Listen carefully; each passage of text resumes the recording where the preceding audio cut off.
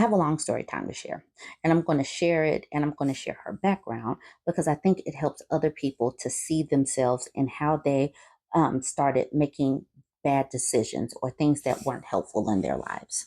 So, this is what this woman says. I wanted to share this recent interaction I had on Tinder. A little background about me. It's a lot of background. I have struggled with setting boundaries with my whole life, especially with men. I grew up thinking I needed male attention to feel loved, valued, and worthy. Sad, I know.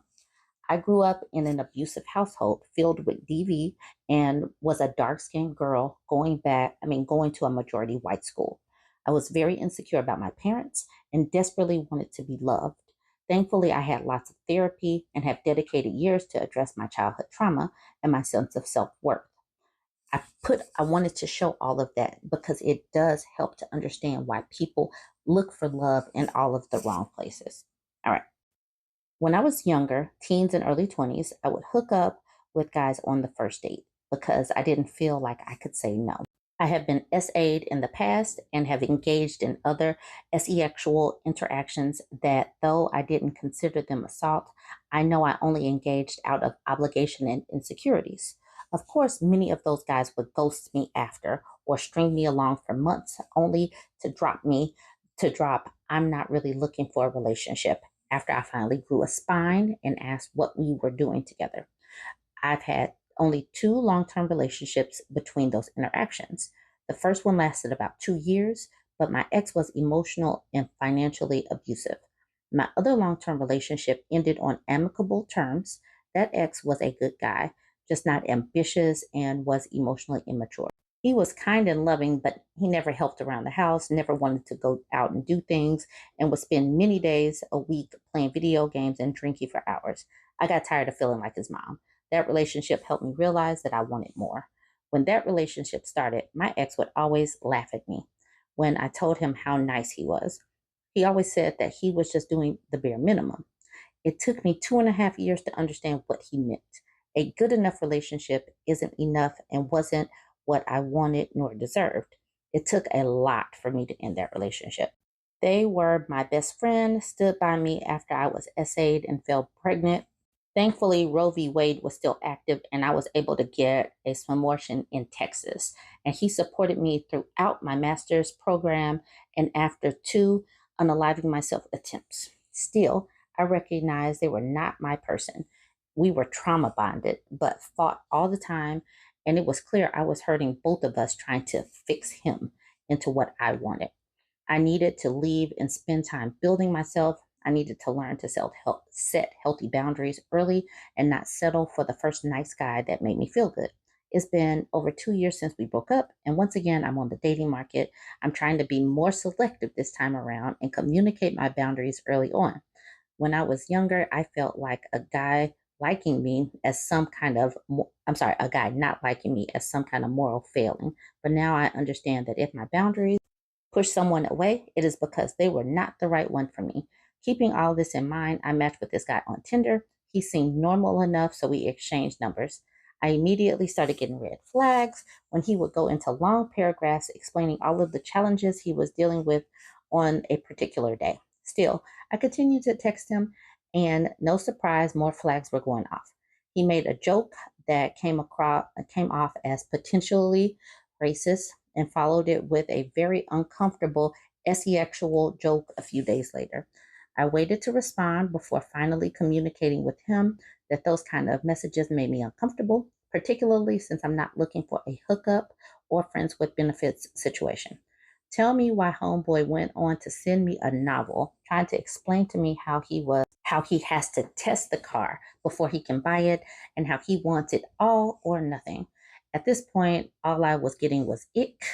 I am no longer talking to this guy, but knowing the work you do on YouTube, I thought it would be helpful to share this interaction I had with him to see if it would help other girls who may have been like me. And she's attached the screenshots. It's long. She let this conversation go on just a touch too long, in my opinion. So here he's saying, "Did I offend you?" So this must be where she was talking about, and she was like, "No, just work got hectic, no worries." And he's like, "Haha, okay." All right, now in blue, she says, this is where she's starting to assert some boundaries. She says, I am a little uncomfortable when text conversation get close to se-actual after meeting someone online, pin it on past experiences. Now, his now he's starting with his essay. I'm sorry. I'm just mega blunt and I'm very se-actual. I don't hold back and I'm honest about what I like and want. I don't lie to anybody about anything. I hate liars and fake people who lie to get into a woman's pants. I'm probably the most honest guy you could ever talk to. You can ask me anything, minus a few things, and I'll tell you anything. If I don't want to tell you, I just won't tell you versus lying about it. I'll tell you that I'd rather not tell you. She says, no worries, I can get that. I just want to communicate that boundary since it is something that I struggled to vocalize in the past and it is very important to me. I am not on Tinder for hookups and I don't do well with friends with benefits situation. I also consider myself to be a se-actual person, but that I really need to take things slow, get to know you in order to build up that kind of intimacy. She is setting the boundary right now. He says, I can completely respect that. To me, sex is sex until feelings are involved. After feelings are involved, it becomes more intimate to me. She says, thank you for understanding. I used to think like that as well, but I've come to learn about myself that feelings always get involved. Casual hookups make me feel dirty and sad, even though I never admitted it to myself at the time. I can't speak for others, only myself. I hope that doesn't make me sound like a prude. I don't think I am. And he says, it takes me a very long time to get into a relationship. I'm not quick to love or jump into something. I don't believe in getting into a relationship until I'm in love. There's no point in half-assing it, in my opinion. She says, I can respect that. I'm not looking to rush into anything either. I like to think that fast is slow and slow is fast. It's easy to gauge if there's a real connection when hormones don't have to be factored in. Now look at this essay. He's really trying to convince her. Well, that's where we have to agree to disagree. I don't think that hormones have to do with love. Love has to do with admiration and affection. Orgasms are just orgasms. If somebody has a lot of orgasms with somebody and falls in love with them, that probably means that they're effing stupid. LOL. Real love comes from true admiration, true connection, and truly the ability to trust somebody. Nookie is just Nookie. I could literally have you squirt all over my face and I could have the best orgasm of my life, but that doesn't mean that I'm going to fall in love with you. That it means that I'm going to want to F you more. I don't believe in waiting for Nookie or waiting until I get into a relationship for Nookie.